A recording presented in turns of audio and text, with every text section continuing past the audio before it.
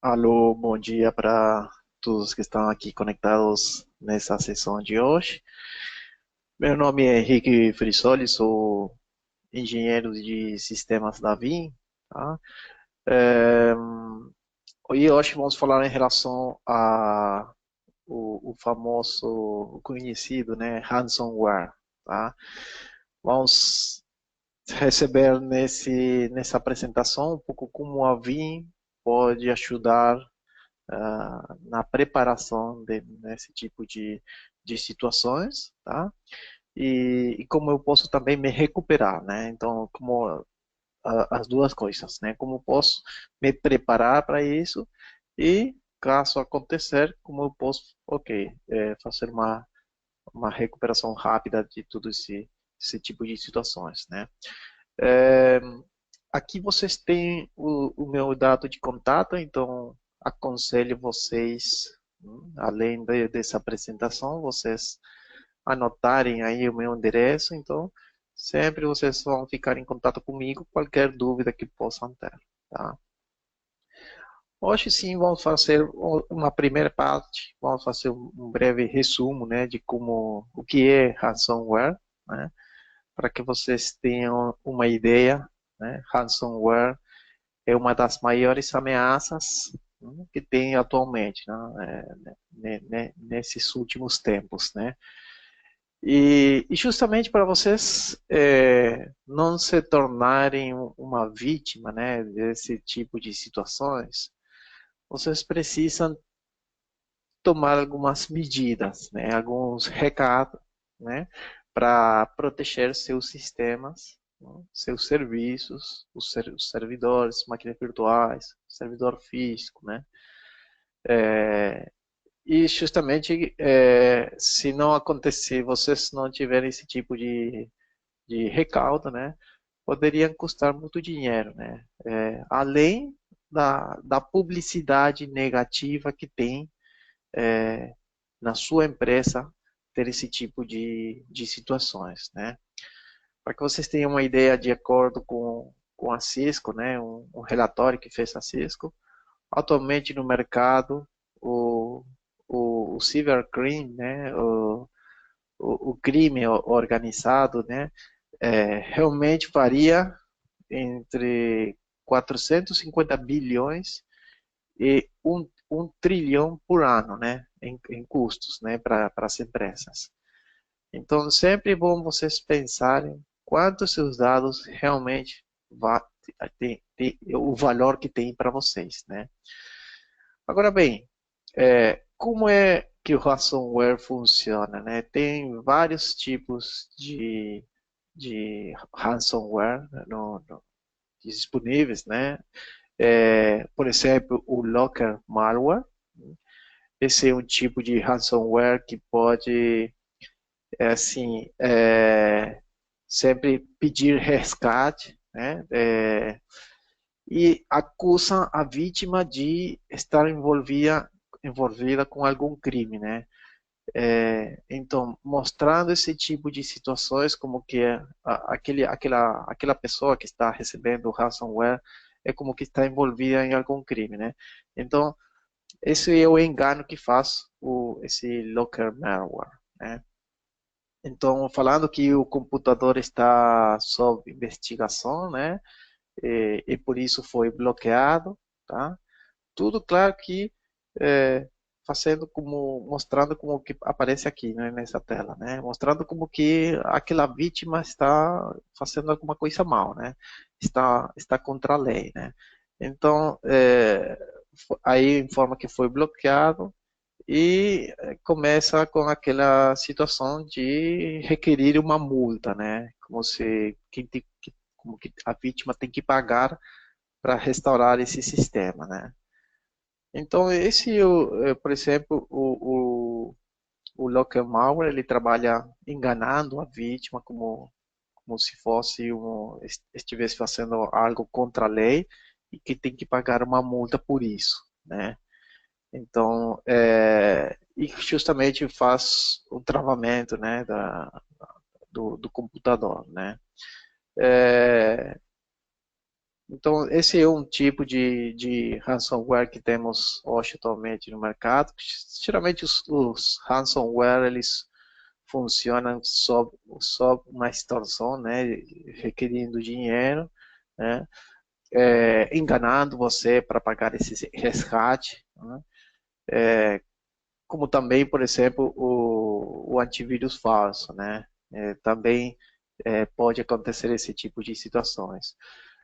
Também para dar também um exemplo de sucessos gigantescos, né, em caso do ransomware, está o caso, por exemplo, do CryptWall, né? O CryptWall ele foi muito popular no ano 2015, foi chamado CryptWall a versão 2.0, né?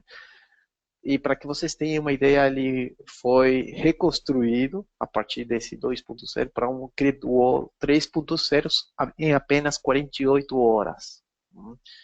Após de ele ser detectado pela comunidade de segurança, né? Então, para que vocês tenham uma ideia de também como o ransomware ele pode trocar, né, fazer uma mudança rápida, né, e se tornar em outro tipo de outra versão, né, com diferente tratamento, né. E justamente, para que vocês tenham uma ideia, nesse caso, mesmo o malware anunciou ter enganado seus proprietários em torno de 350 milhões de dólares, né. Então, é bom sempre ter em conta esses casos, né, para realmente pegar uma ideia de como é tão importante se proteger para esse tipo de situações, né. Outro exemplo é o crypto malware, né. Ele sim, nesse caso, esse ransomware, ele trabalha assim com criptografia dos dados, né. Ele diretamente impede o acesso aos arquivos, à informação, né, e impedir que o usuário acesse nesses dados, né. Não é necessário que, geralmente esse crypto malware não é necessariamente utiliza a criptografia, né. Tem alguns casos que somente ele impede o acesso aos dados, mas geralmente sim, né, geralmente ele utiliza essa criptografia. E nesse caso, nesse crypto malware, tem vários tipos, né? Temos o CryptoLocker, né? Esse foi o primeiro grande crypto ransomware, né, que teve impacto na indústria. É, ele sim, nesse caso, ele sim utiliza uma criptografia quase inquebrantável, né, para fazer o bloqueio dos arquivos do usuário, pastas, né? É, e mesmo foi removido, né? Os arquivos, né? Eles permanecem criptografados e bloqueados, né? Então, realmente é um ransomware que teve muito impacto na indústria, né? É, depois também tem outros tipos, né, de ransomware, né? É, e não é apenas em computadores, né, que podem ser afetados por isso, né? Também tem que ter em conta os dispositivos com Android, né? Smart TVs, né? Também aconteceu, né? No caso de Smart TVs, tá? Então, não é simplesmente que, ok, vai acontecer no meu computador e só isso, né? Tem que ter em conta que vários tipos de dispositivos podem ser afetados por isso. E justamente o resultado, né, é que os dados ficam inacessíveis, né? Esse é realmente o resultado que tem o ransomware e sempre requerindo dinheiro para isso, né? Para retornar os dados de volta, né? É, realmente o ransomware teve sucesso, né? Temos o CryptLocker, temos, como falamos anteriormente, temos o CryptoWall, né? Realmente teve muito sucesso, né? Até na publicidade, né? Cada vez que aparece cada um deles. Temos o Loki Ransomware. Ele é um ransomware que chegou no ano 2016, né?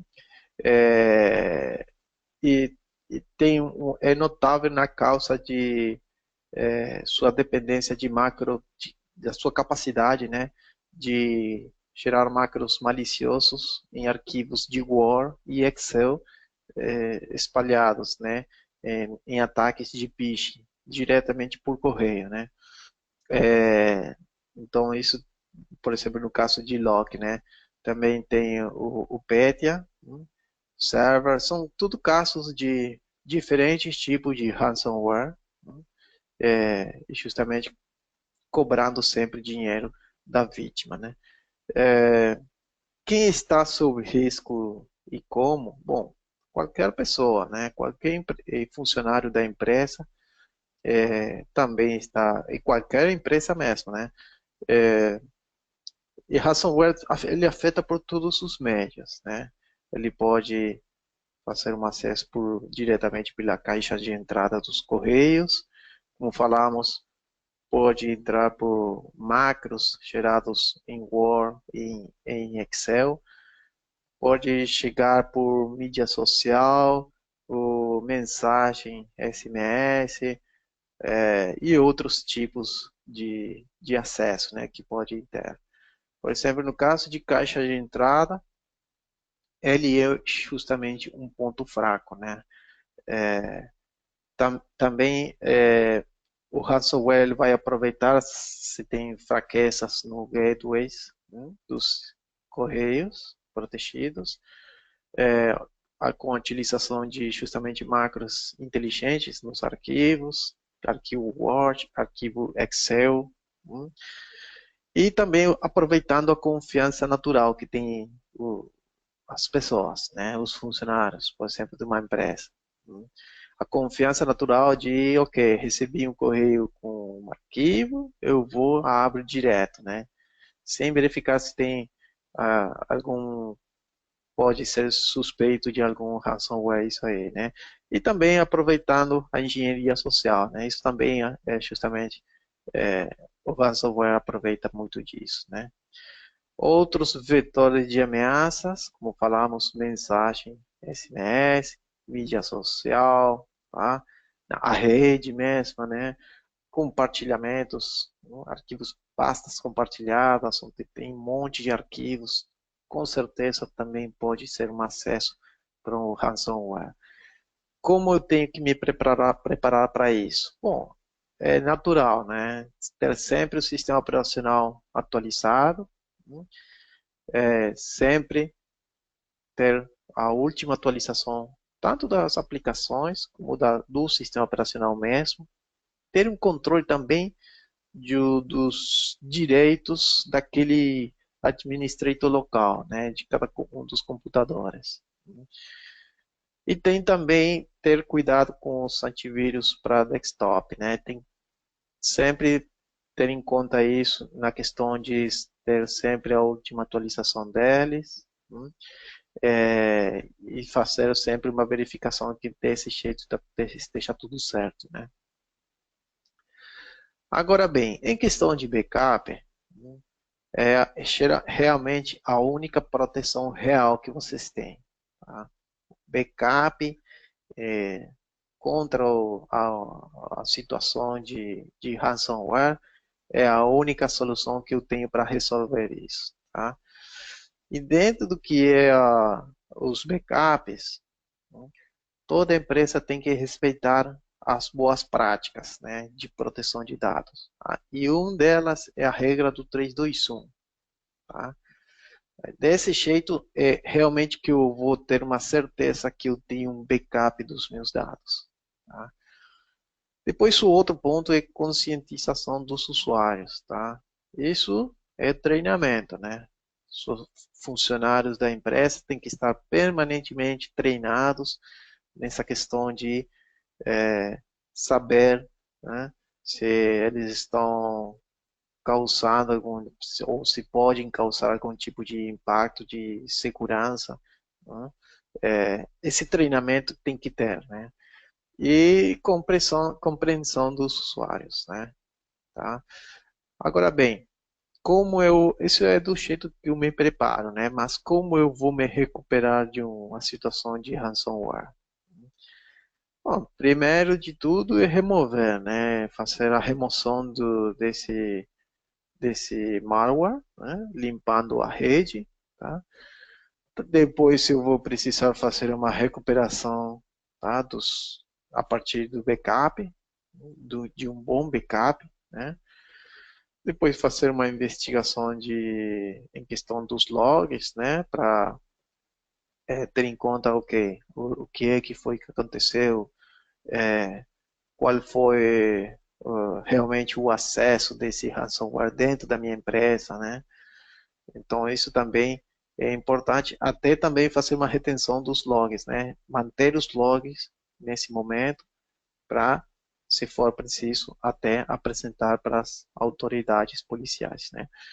E depois corrigir, né? Fechar os buracos, né? Depois daquele análise dos logs, fechar aqueles buracos que tem dentro da empresa, né? E fazer o registro, né? Desse evento, né? Seja se for ele muito grave ou não, né? Nas duas situações, também tem que ter um registro de tudo que foi acontecendo, né? Agora bem, do lado da VIM, né, como podemos nós ajudar nessa situação de ransomware? Temos algumas dicas para isso, tá? Você sabe que o Vim Backup Application, tá? Ele, ele precisa de credenciais, né? Até que ele vai requerer essas credenciais no momento da instalação da solução, tá? Eu vou precisar, então, usar credenciais específicas, tanto no momento da instalação do produto, como também no momento de eu criar um repositório de backup, né? Então, nesse momento, para tudo, eu vou ter a melhor situação é criar um usuário específico para isso, né? Com credenciais especiais, né? Não sempre ir lá e utilizar o domain admin, tá? Para tudo, né? Então, realmente é uma dica que vocês podem aproveitar nessas situações. Depois também temos uma outra dica que é a utilização de storage offline, né? Repositório offline para seus backups, tá? Com o Vim Backup Application, vocês têm várias opções, né, nesse sentido, né? Vocês podem aproveitar a utilização de repositório offline como fita, né? Nesse caso, eu vou ter uma certeza que eu tenho uma archive dos meus backups na fita, né? E que não vai ter nenhum impacto, né, nessas situações de ransomware, né?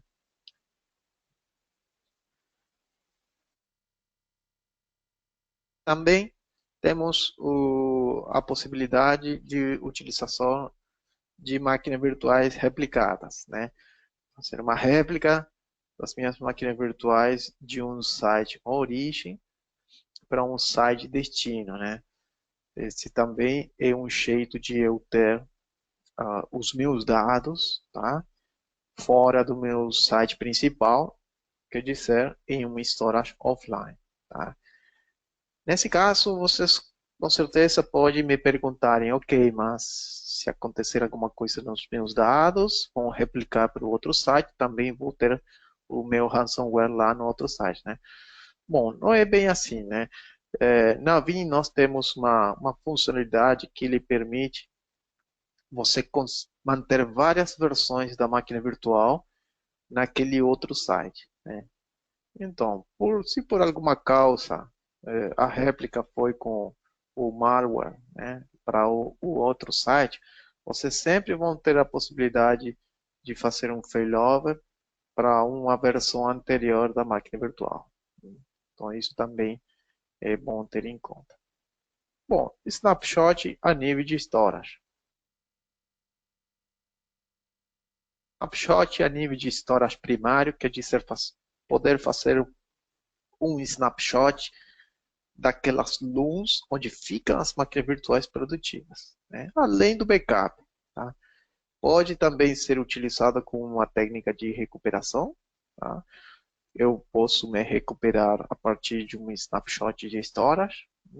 Vocês sabem que com o Vim Backup Replication nós temos várias integrações, né, com vários vendors, tá, de storage da HP, da EMC, da Nimble. Tá? Então, é bom ter em conta tudo isso. Né? A outra possibilidade é o contrato com alguns service provider, né, para ele me manter uma cópia dos meus backups. Estamos falando de manter cópia dos backups em um storage offline, né? Ok, levar os meus backups para a nuvem, tá? É uma possibilidade, né? Então, nesse caso, eu poderia aproveitar a funcionalidade de Cloud Connect, conseguir pegar os meus backups e manter uma archiving naquele service provider. Né? Ele não está conectado diretamente com a minha infraestrutura de backup. Né? Então, eu posso ter aí um archiving dos meus backups. Né? Outra técnica que também pode ser utilizada é o rodízio de discos. Né? Quer dizer, ok, e pegando o disco, pegar um outro disco, né? E ir fazendo o rodízio deles. Né? Ter sempre um disco offline, para manter aquele backup fora da minha arquitetura de backup, né, principal. Agora bem, outra dica que nós também recomendamos para vocês é a utilização de sistema de arquivo diferente para aquele repositório de backup. Vocês podem ter para um repositório, vocês podem, por exemplo, para o backup principal, levar para um sistema de arquivos NTFS, ok? De um volume de um servidor. Bom, tudo bem. Agora bem, vocês podem aproveitar e na hora de fazer o backup levar para um outro tipo de sistema de arquivos, tá? RFS, por exemplo, né? Ou para um repositório que é um Linux com storage, tá? Então, é um jeito de eu poder, ok, fazer uma combinação de ter várias cópias dos meus backups, mas em sistema de arquivo diferente, né? Posso ter um repositório que é um Windows com storage, né? Posso ter um outro que é um Linux com storage, né? E fazer backup e copy para ter uma cópia deles em diferentes sistemas de arquivos, né? Bom, o que falamos, mas agora do lado do backup, né? Se eu tenho a possibilidade, se o meu repositório de backup tem a possibilidade de fazer snapshot, tudo bem. Eu posso também aproveitar o snapshot do lado do repositório, né? Para também manter uma cópia offline, né?